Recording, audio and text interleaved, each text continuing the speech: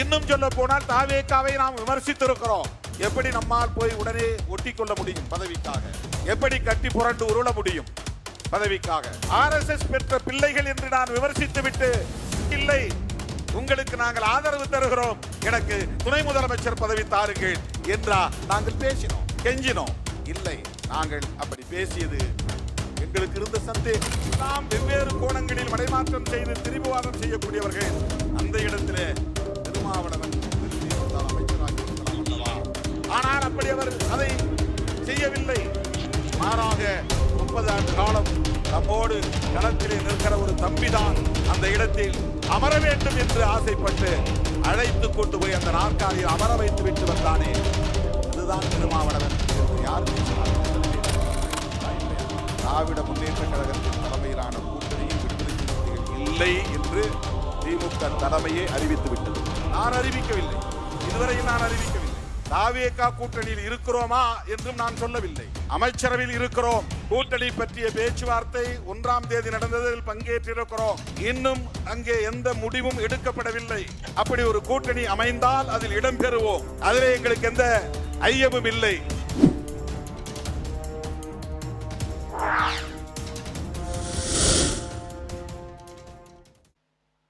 திருமாவளவன் வந்தால் அதிமுக பாஜக பக்கம் திரும்பாது, அதிமுக விசிக கூட்டணியை உறுதிப்படுத்த வேண்டும் என்று எத்தனையோ மீடியேட்டர்ஸ் இடையிலே இருப்பவர்கள் என்று பேசினார்கள். இது அந்த அன்றைக்கு இருந்த அரசுக்கு, ஆட்சியாளர்களுக்கு தெரியும். உடன்பட்டேனா? அதற்கு உடன்படவில்லை. ஏன்? இன்றைய முதலமைச்சர் அனைவருக்குமான தலைவர் அம்பேத்கர் என்கிற நூலை வெளியிடுகிற போது திருமாவளவன் அவர்கள் எங்கிருந்தாலும் அவருடைய உள்ளம் இங்கேதான் இருக்கும் என்று அந்த வெளியீட்டு விழாவிலே பேசினாரே. நமது கூட்டணிக்கு வந்தால் ஆட்சியிலும் பங்கு அதிகாரத்திலும் பங்கு தர தயாராக இருக்கிறோம் என்று சொன்னாரே. ஆட்சியிலும் பங்கு அதிகாரத்திலும் பங்கு என்று சொன்னதும் அது சிறுத்தைகளின் முழக்கம்தான் என்று உலகமே புரிந்து கொண்டதே. அது திருமாவளவனுக்கான அழைப்புதான் என்று அரசியல் அரங்கில் இருந்த அத்தனை பேரும் புரிந்து கொண்டார்களே. அதை காரணம் காட்டி என்னால் ஓடி போயிருக்க முடியாதா? கை கொடுத்து இருக்க முடியாதா? அப்போதே புதிய கூட்டணியை உருவாக்கி இருக்க முடியாதா? திமுக கூட்டணியில் கையொப்பமிடுவதற்கு 1 மாதத்திற்கு முன்பு தாவேகாவின் முன்னணி தலைவர்கள் ஒருவர் என்னை வந்து தனிமையில் சந்தித்து மீண்டும் என் விருப்பத்தை கேட்டறிந்தாரே.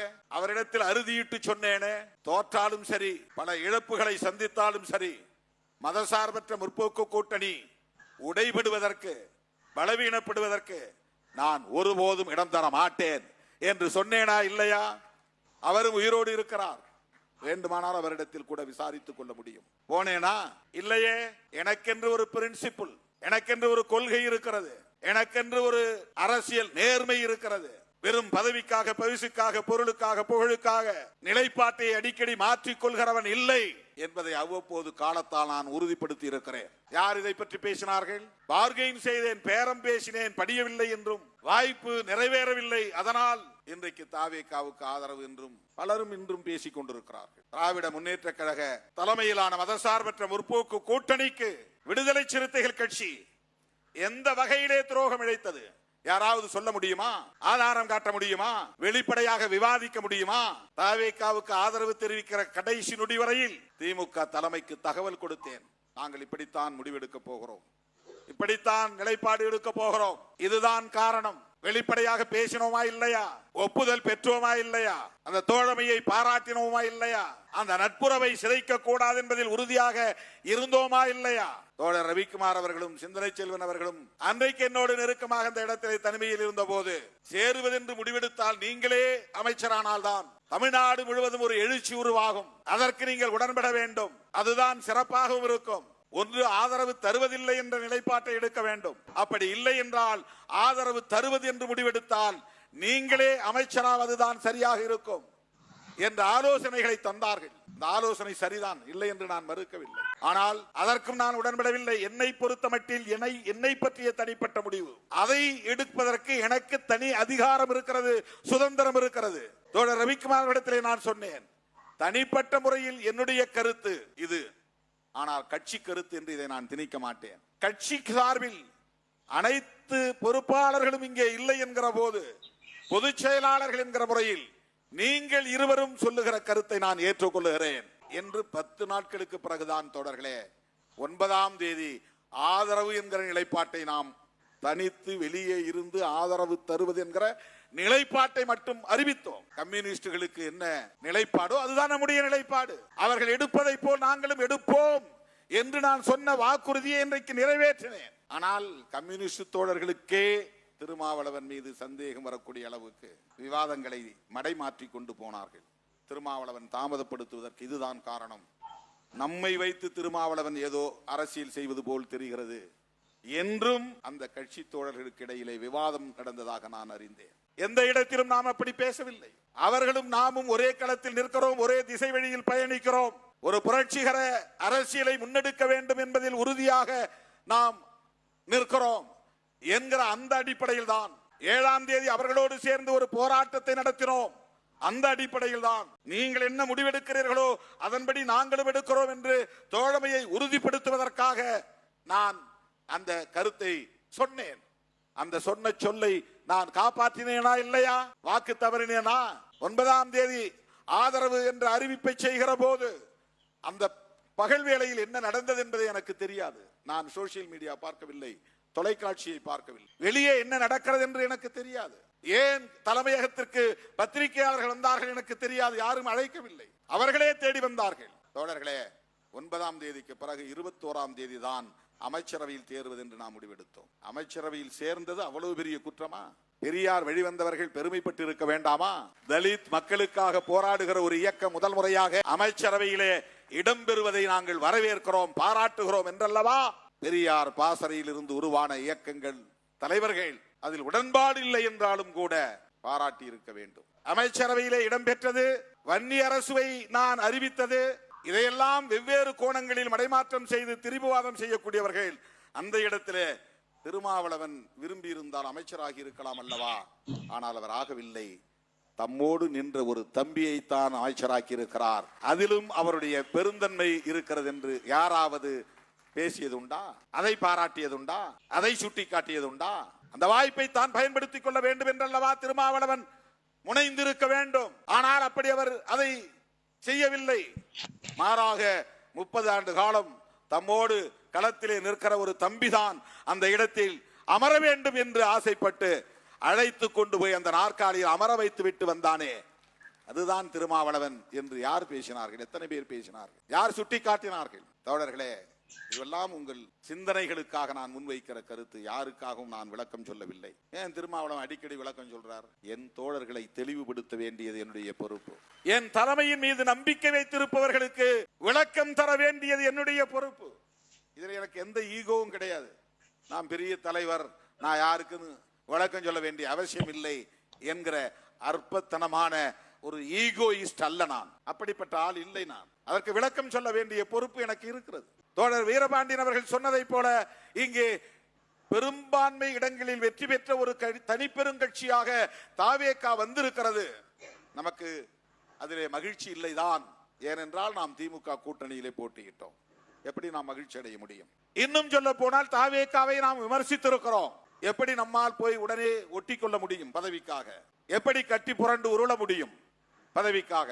RSS பெற்ற பிள்ளைகள் என்று நான் விமர்சித்து விட்டு இல்லை, உங்களுக்கு நாங்கள் ஆதரவு தருகிறோம், எனக்கு துணை முதலமைச்சர் பதவி தாருங்கள் என்றா நாங்கள் பேசினோம், கெஞ்சினோம், வாதாடினோம், அதற்காக காத்திருந்தோம்? இல்லை, நாங்கள் அப்படி பேசியது எங்களுக்கு இருந்த சந்தேகம்.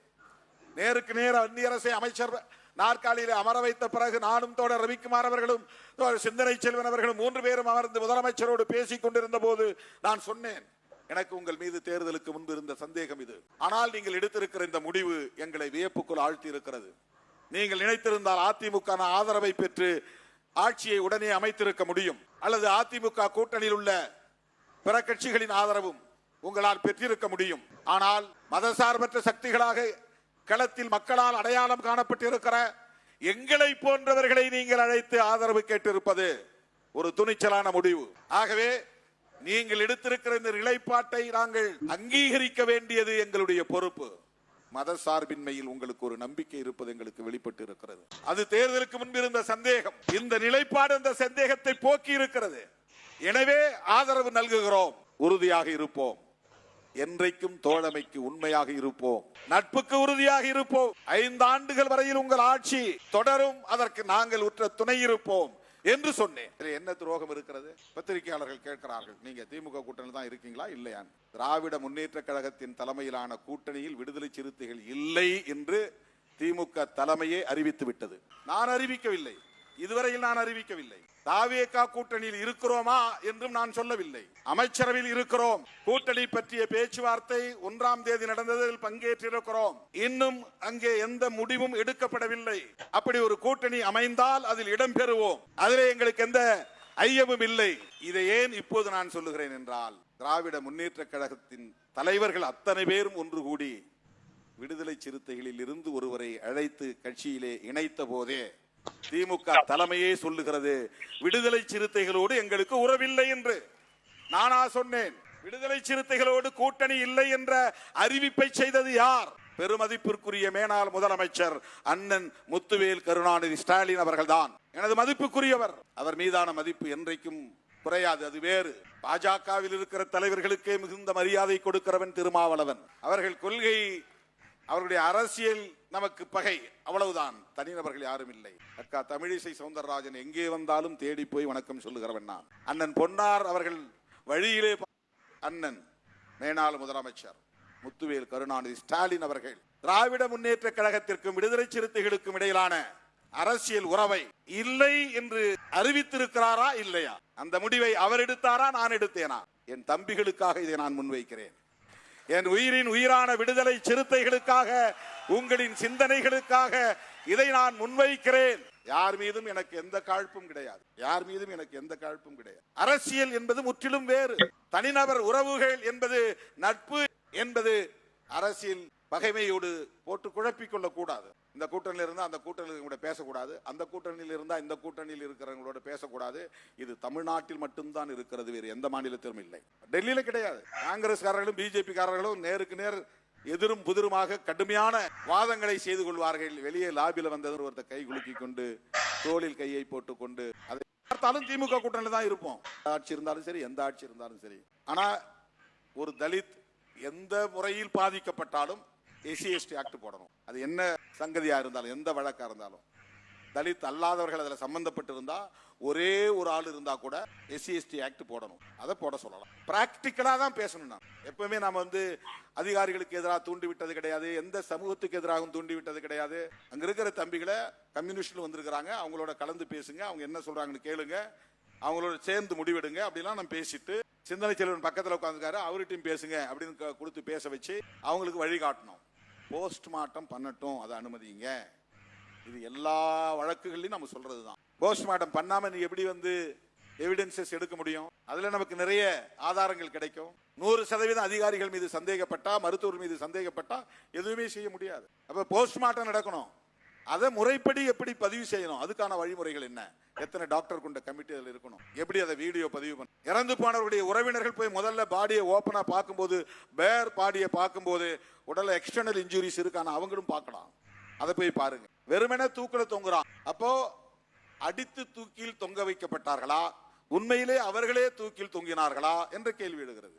கொன்ற பிறகு தூக்கில மாற்றுறது இருக்குது. அப்போ அயாய்டு போன்கிறது கழுத்துல உடையாது, அப்படியே தான் இருக்கும். இவனா தூக்கு போட்டிருந்தானா, தூக்கல் தொங்கின பிறகு ஆனா இருந்தா அவனுக்கு மோஷன் வெளியே போயிருக்கும், செமன் வெளியே வந்திருக்கும், நாக்கு வெளியே தொங்கி போயிருக்கும். ஏன்னா அவன் நாக்க கடிப்பான். அது என்னதான் அவன் தூக்கு போடுறதுக்கு அவனே முடிவெடுத்தாலும் கூட தப்பிக்கணுங்கன்னு அவன் உடம்பு, அவன் மைண்ட் போராடும். இதெல்லாம் சிம்டம்ஸ், இதெல்லாம் சைன்ஸ். இதெல்லாம் பார்க்கணும்னா போஸ்ட்மார்ட்டம் போகணும். எத்தனை மணி நேரத்துக்கு முன்னாடி இறந்த பாடி அப்படிங்கறத கண்டுபிடிச்சிருவான். ரிகர் மார்டிஸ் அப்படின்னு ஒன்று இருக்கு. உடம்புலாம் விரைச்சுங்க, அப்படியே உடனே விரைக்காது. அது விரைச்சிருந்துச்சுன்னா இது இப்ப சாவுல இத்தனை மணி நேரத்துக்கு முன்னால சேர்த்திருக்கிறான் அப்படின்னு கண்டுபிடிச்சிட முடியும். கண்ணுடைய பீப்பிள், அந்த கரு விழி இருக்கு பாருங்க, அது ஒரு குறிப்பிட்ட நேரம் வரையிலும் அப்படியே இருக்கும். அதுக்கப்புறம் தான் அது டைலைட் ஆகும். அது டைலைட் ஆயிருக்கா, அப்படியே இருக்கா, அந்த காலத்தை வச்சு கண்டுபிடிப்பாங்க. இதெல்லாம் ஃபாரன்சிக் மெடிசின்ல இருக்கிற விஷயங்கள். இப்போ இதையெல்லாம் பார்க்கணும்னு சொன்னாக்க போஸ்ட்மார்ட்டம் பண்ணணும். அவன் குடிச்சிருந்தா இறைப்பையில ஆல்கஹால் இருக்கும், ஆல்கஹால் இருக்கான்னு பார்ப்பாங்க. பாய்சன் இருக்கும், பாய்சன் இருக்கான்னு பார்ப்பாங்க. இதெல்லாம் ரூல்ட் அவுட் பண்ணணும். இவ்வளவும் செஞ்சாதான் நீ அதை மர்டராங்கிறத உறுதிப்படுத்த முடியும். அப்ப போஸ்ட்மார்ட்டமே பண்ண விட மாட்டேன் அப்படின்னா அது சரியான அணுகுமுறை கிடையாது. அது முரட்டுத்தனமான ஒரு அரசியல். இப்போ நான் போய் போஸ்ட்மார்ட்டம் பண்ணு அப்படின்னு சொன்னதை வச்சுக்கிட்டு நாம ஏதோ பேரம் பேசுறோம், அதை பண்றேன் இதை பண்றேன்னு மீடியாவில் கேவலமா எழுது. சோசியல் மீடியா பக்கம் போகாமல் இருந்தாலே நாம் உருப்பட்டு விடும், கட்சி உருப்பட்டு விடும். ஏன்னா அங்க எல்லாம் கழிசடைகள் தான் நிறைய இருக்கிறான். அற்பர்களும் பதர்களும் தான் அங்கே குவிந்து கிடக்கிறார்கள். நம்முடைய வளர்ச்சியை பிடிக்காதவர்கள் அங்கே அவதூறுகளை பரப்புகிறார்கள். எப்படா இவன் மட்டும் இவன் கூட வந்தவன் பூரா காலியா போயிட்டான், இவன் மட்டும் நிக்கிறானே. இந்தியா முழுக்க எல்லாரும் நாம சொல்லல, அவங்களா சொல்றான். எனக்கு அதுக்கப்புறம் தான் தெரியுது, கிங் மேக்கர் திருமான்னு போடுறான். நானா போட சொன்னேன்? காலம் தீர்மானிக்கிறது. விஜய் தீர்மானிக்கல, நான் தீர்மானிக்கவில்லை, காலம் தீர்மானிக்கிறது. காங்கிரஸ் கடைசியா முடிவு பண்ணியிருந்தா காங்கிரஸ் தான் கிங் மேக்கர். அவங்க முதல் நாளே போயிட்டாங்க. நமக்கு பின்னால கம்யூனிஸ்டுகள் முடிவு பண்ணியிருந்தா அவங்க தான் கிங் மேக்கர். நமக்கு முன்னால அவங்க போயிட்டாங்க. நாடே எதிர்பார்த்து கொண்டு திருமாவளவன் என்ன முடிவு பண்ண போற? ஏன்னா இன்னும் தேவை 2 தான். Only 2 seeds. 107 112 ஆச்சு, 112 116 ஆச்சு, 118க்கு 2 தான் வேணும். இந்த 2 திருமாவளவன் கையில இருக்கு. திருமாவளவன் எஸ் பதவி ஏற்பு, இல்லன்னா அப்புறம் அந்த 2 பேரை வேற எங்கேயாவது பிடிக்கணும். மறுபடியும் அதிமுக கூட்டணிக்கு போகணும். அது போகக்கூடாது. ஐயுஎம்ல பிடிக்கணும், இல்லன்னா விசிக பிடிக்கணும். ஐயுஎம்எல் 70 ஆண்டுகளா திமுக கூட்டணியில் இருக்கிறவங்க, அவ்வளவு சீக்கிரம் அவங்க வெளியே வரமாட்டாங்க. அப்ப இந்த ஒரு ஆள் தான் முதல்ல நாம வீழ்த்த வேண்டிய ஆள் அப்படின்னு அவங்க கணக்கு போடுறாங்க. நம்மளை வாங்க நாங்க வச்சிருக்கிறோம் கூப்பிட்டோமா? இல்ல. நாங்க இதை தந்தா இதை தாங்க அப்படின்னு நம்ம பேசணுமா? இல்ல. இதை எல்லாவற்றையும் காலம் தீர்மானிக்கிறது. எம்மை ஓரங்கட்ட பார்த்தாலும் ஒதுக்கி வைக்க பார்த்தாலும் விடுதலை சிறுத்தைகளே மையம் என்பதை தீர்மானிப்போம் என்று நாம் பல ஆண்டுகளுக்கு முன்பே மேடைகளில் முழங்கி இருக்கிறோம். நீ தலித் இயக்கம் என்று எங்களை பார்க்கலாம், திருமாவளவன் ஒரு தலித் என்று நீங்கள் ஒதுக்கலாம், 2 சீட்டு தானே என்று அலட்சியப்படுத்தலாம். ஆனால் காலம் எங்கள் பக்கம். அதனால்தான் இதை திருமா காலம் என்று நாங்கள் சொல்லுகிறோம். இது ஆணவத்தோடு சொல்லவில்லை, அகந்தையோடு சொல்லவில்லை. 25-30 ஆண்டுகளாக தாக்கு பிடித்து நிற்பதே ஒரு ஆளுமையின் அடையாளம், ஒரு லீடர்ஷிப்புக்கான அடையாளம். அது நான் ஆசைப்பட்டிருந்தால், அங்கும் இங்கும் ஊசலாடி இருந்தால் எப்போதே நான் வெளுத்து போயிருப்பேன், அம்பலப்பட்டு போயிருப்பேன், ஓரங்கட்டப்பட்டிருப்பேன். ஆனால் வஞ்சகம் நிறைந்த, சூது சூழ்ச்சி நிறைந்த இந்த அரசியல் களத்தில் 25 ஆண்டு காலம் தேர்தல் அரசியல் களத்தில் தாக்கு பிடித்து நிற்கிறோம் என்று சொன்னால் நம்முடைய அரசியல் உத்திகளும் அரசியல் நேர்மையும் தான் காரணம். ஆகவே காலம் இதை தீர்மானித்திருக்கிறது. தொடர்களே, ஏற்ற தாழ்வுகள் அரசியலில் எப்போதும் வழமையானதுதான், வெற்றி தோல்வி வழக்கமானதுதான். ஆனால் வெற்றி தோல்விகளை கண்டு முடிவெடுக்காமல் உண்மையிலேயே எந்த நோக்கத்திற்காக இயக்கத்தை நாம் உருவாக்கினோமோ அந்த நோக்கத்தில் நாம் உறுதியாக இருக்க வேண்டும். அதுதான் முதன்மையானது. அதில் நமக்கு எந்த தடுமாற்றமும் கூடாது. இதுதான் என்னுடைய செய்தி.